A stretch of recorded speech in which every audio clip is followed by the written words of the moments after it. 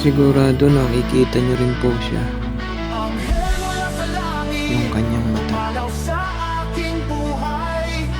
Ito po ay mainam at talakas ng katawan. Ganun na rin po sa mga mutya o medalyan. Yes. Pangkalahatan po ang pagpapalakas nito. Napakagandang alaga. Kung makikita nyo ang kanyang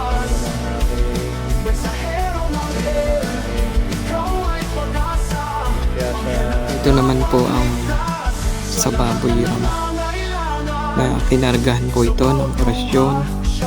Ganun na rin po ang kapirasong itim na banaog at crystallize. May orasyon po ito na babanggitin. Ito po ang singsing na kulay red. Yan po. Mahusay sa mga lakbaying dagat. Kabal proteksyon para sa taong nagnanais ng kahilingan upang gumanda ang kabuhayan. Mapang-akit po ito.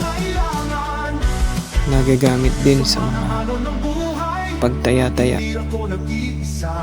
Nagbibigay din po ito ng mga babala at hudyat sa pagsugod ng kaaway o sa mga masasamang pangyayari.